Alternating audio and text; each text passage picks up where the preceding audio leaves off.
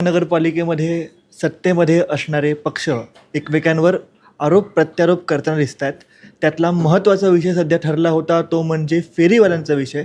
अशावेळी एकही बांगलादेशी जो फेरीवाला आहे तो सापडला नाही, तरी देखील या ठिकाणी कारवाई मुंबई महानगरपालिका करते आहे असं शिवसेनेचं म्हणणं आहे. आपल्यासोबत भारतीय जनता पक्षाचे गटनेते तथा सभागृह नेते गणेश खणकर आहेत. सर, काय सांगाल? हा जो आरोप काल केला गेला की एकही बांगलादेशी सापडला नाही तरी देखील अधिकृत फेरीवाल्यांवर कारवाई केली जाते, हा शिवसेनेचा आरोप आहे, काय सांगाल? नाही, असं आहे की प्रत्येकाला आपला पक्ष म्हणून भूमिका मांडण्याचा अधिकार आहे. त्यांनी ती पक्ष म्हणून ती भूमिका मांडली देखील असेल. पण हे मात्र खरं आहे की मुंबई शहरामध्ये जी काही बांगलादेशी किंवा हा जो विषय आहे हा शेवटी पोलिसांच्या अखत्यारीत असतो आणि ते त्यांच्या पद्धतीनं काम करत असतात.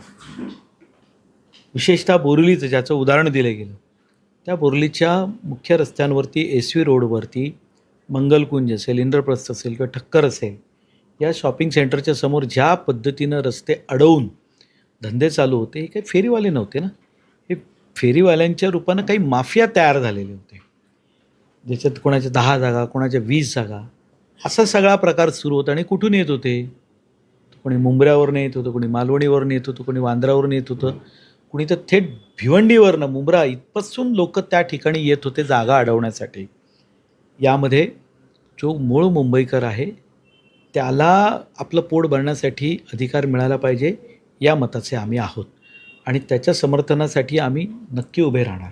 शेवटी काल त्यांनी भूमिका मांडली असेल ती त्यांच्या पक्षाची भूमिका असेल आणि आपल्या पक्षाची भूमिका मांडण्याचा प्रत्येकाला अधिकार आहे. जशी मी आज भूमिका मांडतो आहे की होय, मुंबईतले मराठी बांधव जे या ठिकाणी फेरीचा धंदा करत असतील तर त्यांच्यासाठी आम्ही कायम उभे राहणार. यातलाच दुसरा प्रश्न आहे असा येतो की कोणताही निर्णय जेव्हा प्रशासन किंवा सरकार घेत असतं तेव्हा तो एकत्रित असतो. त्यात जर युती असेल तर समन्वय हा असतोच. समन्वयाचा अभाव आहे? अजिबात नाही. आमचं कामकाज व्यवस्थित चाललं आहे, सगळं ठीक चाललेलं आहे. त्यामुळे या अभाव आहे असं मला काही वाटत नाही. तुम्ही बघू शकता सभागृहात आम्ही दोघेही महायुती म्हणून एकत्रच काम करत आहोत. तर प्रत्येकाच्या भूमिकेमध्ये थोडाफार फरक असू शकतो, म्हणून समन्वयाचा अभाव आहे असं मी नाही मानत. खास करून मध्येच एक पत्रकार परिषद झाली, त्यात सांगितलं गेलं होतं की 100 दिवस जे काम दाखवलं गेलं ते फक्त स्वप्न आहेत, ते अस्तित्वात काहीच आलं नाही. काय वाटतं? ठीक आहे, शेवटी विरोधी पक्ष म्हणून काँग्रेसने आमच्यावर आरोप करावेत आणि हे खरं आहे की काँग्रेस पक्ष दुखावला आहे. विशेषतः अशरफ आझमी फार दुखावलेले आहेत. स्टँडिंग कमिटीमधलं अंडरस्टँडिंग बंद झाल्यामुळे ते सध्या दुखावलेलं असतील. एकूणच त्यांच्या बॉडी लँग्वेजवरून, त्यांच्या बोलण्यावरून हे जाणवतं आहे. पण त्यांना मात्र मी एक नक्की सांगू इच्छितो की थोडे दिवस आराम तर करावाच लागेल. काळ बदलला आहे. मुंबई महापालिकेत आत्ता आम्ही सत्तेत आलेलो आहोत आणि अशरफ आझमींचं मला एक कौतुक तर नक्कीच केलं पाहिजे. ते ज्या त्वेषानं भूमिका मांडत असतात, तो पेज बघितल्यानंतर मला कधी कधी आश्चर्य वाटते नेमकं भूमिका कोणाबद्दल मांडत आहेत. कधी कधी ते जे मुद्दे मांडत असतात ते बघितल्यानंतर असं वाटतं गेल्या वेळेला हे मुद्दे मांडताना तर समोर ज्यांच्याबरोबर बसलात ते समोरच होते की तुम्ही त्यांना प्रश्न विचारायचा सोडून तुम्ही आम्हाला कुठे विचारताय.